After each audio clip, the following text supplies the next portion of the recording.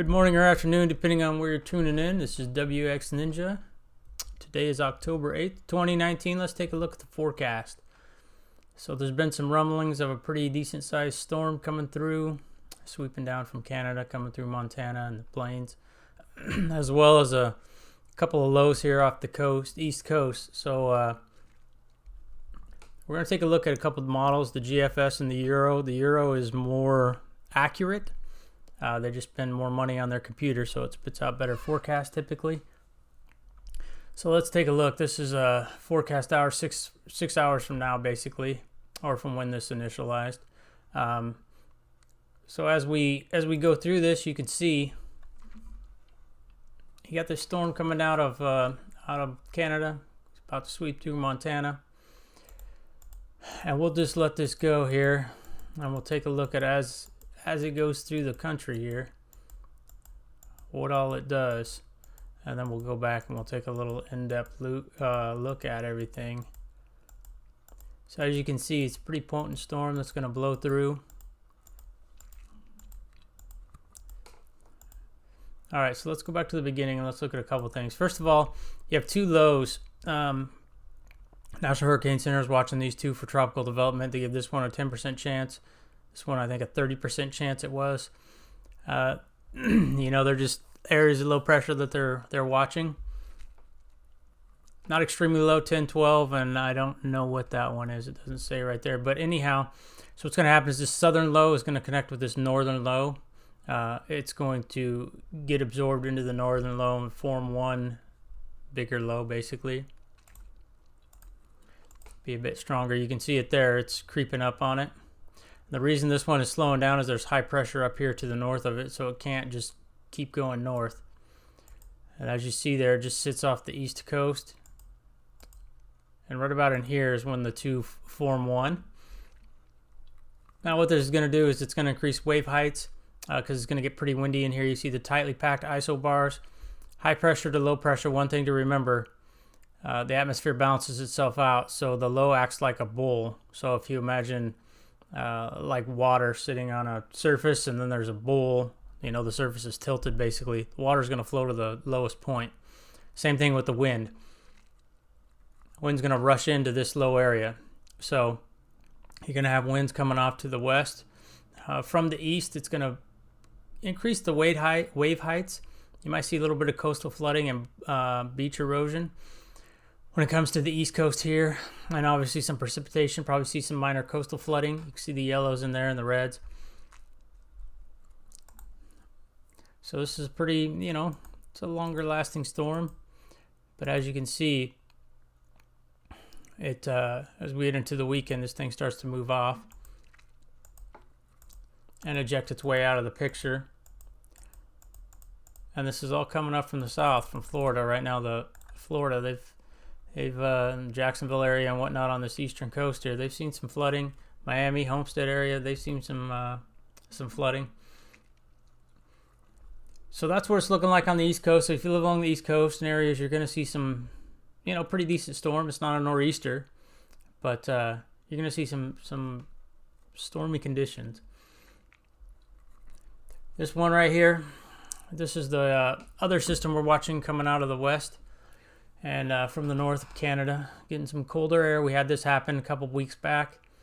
Blasted through Montana, gave them some decent snow. Cooled down some areas in Oregon, Washington, Idaho. They saw some snow. So we're going to see the same thing. It's going to be a little bit colder this time around in some parts. So if you watch this area, we'll see it drop down from the north. You see the lows form there out ahead of everything. Again, you got high pressure, so it's going to get cold in these areas up here. Anytime you get snow on the ground at night, it just really helps with that radiational cooling, really cools you off. You get much colder with snow on the ground than you do with just, nothing on the ground. It's just how it works. So you watch this sweep through Montana. It's interesting to see places, they're going to be in the 70s one day, and then the next day they'll be, 30 degrees for a high temperature with snow. So imagine going from shorts one day to the next day you're in your winter clothes because it's snowing. Pretty crazy. Same thing with Denver, parts of Montana. Denver does see a lot of temperature swings. that are pretty drastic sometimes because they're so high up. So those folks are probably used to it. But here we go. As it comes down through the plains, it's getting organized. A lot of heavier moisture. It's going to be a pretty decent snowstorm. Probably see some blizzard conditions in some areas up north. Parts of Minnesota, Wisconsin, Dakotas, North Dakota. I think they were talking 2 to 3 feet of snow in some areas up there in far north, North Dakota and Minnesota. So it's going to feel a lot like winter. You're going to see some possibly storms down here on the southern edge in Oklahoma. Now you just watch this thing just sweep on through the country. You can just see it's pretty sharp. You can see it even more on the temperature map. But then you see how it just kind of sits here, and that's why they're going to get so much snow up here. Then as it weakens, it heads off to the northeast. It kind of manners around the Great Lakes region, and then it ejects off more. Again, it's getting stalled from the same high pressure that's right here. It's slowing it down just a little bit, right about there. And then once at high pressure, it just kicks it out of the way. Then you can see it moves off over the New England states and then off to the east. And then you see the next storm getting ready to come for next week, come through to the west coast. That looks like a pretty decent storm. Probably see some snow in the Cascades. That looks like another one right behind it. Now, one thing to keep in mind, and this model run isn't done, but I'm going to go to the very last frame. So here's our 264. So that's, 11, 12 days away. The thing to keep in mind with these models is once you get this far out, they're not reliable on exact details. What you're looking for is several model runs. Like if we see the next, 5, 6, 7, 8 model runs showing this storm coming into the west coast at this strength, then you can start to say, okay, a pattern's starting to develop, a trend is starting to develop. Your confidence in that actually happening goes up. But if one model run, it's here, the next model run, it's further north, the next model run is further south, then that tells you the models really don't know. They know a system's coming, but they're not sure exactly where. So whenever you look at your local forecast 7 to 10 days out, that's just a general idea. In the summertime, it's a lot easier because the pattern's more stable. Unless you live in an area that gets severe weather and that kind of stuff, then the forecast is not as stable. But, for areas, say up here in the northern states, in the summertime, you get the high pressure, it just kind of sits there. Not much happening. It's just a matter of is it going to be 80 or 90 or that kind of thing. So I would say, within the 1 to 3 day range, models are pretty accurate these days. And some models are more accurate than others. When I look at models, I'll look at the general pattern, like I said, and then if, let's say, a snowstorm or something's coming along, we'll use the smaller mesoscale models. There's some good ones. There's a WRF GFS for the West Coast here. It does pretty decent on locking down the exact pattern. So just something to keep in mind. Let's take a quick look at temperatures. This is also a great visual just to see what's coming. So red, hot, blue, cold. So the darker blues up here, this is the cold coming out of Canada. So you can see it starting to invade the U.S. there. And you'll see some really sharp, and it looks 24 on one side, 41 on the other. Yeah, that's a pretty distance away, but it's just interesting to see that. And you see it push on through, making its way off to the east. Now these temperatures are getting colder again because of the high pressures up here and there's snow on the ground.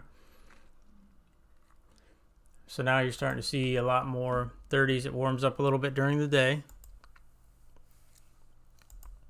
And then you're probably getting, you're going to get some snow melt too. It's not wintertime yet. So you can see now these temperatures are in the 40s versus the 20s and 30s. And then as the day goes on, you get to the night. Gets a little bit colder. But you can just see that sharp contrast. I mean, if you take now versus, you know, here a little bit further, you can just see it's going to cool down the country. We'll just hop ahead to a couple frames here. I mean, you can go way out in time. This is for Sunday, October 20th, 00Z, or 0Z, whatever you want to say. So this is what we expect this time of year. You know, these type of systems come through. If you check out the Euro, and we'll go back here to, no, we won't. Actually, this map will work pretty good. Is this the latest model run? Yeah. So we'll initialize this.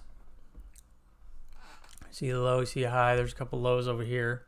The two we were talking about.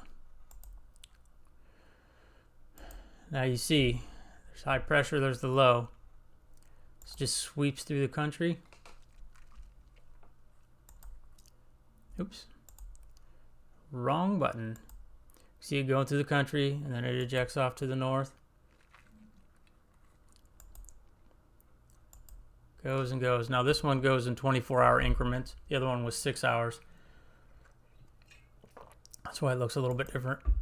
But you get the general idea. So now you got an amplification here in the pattern and a dip. Typically the other way.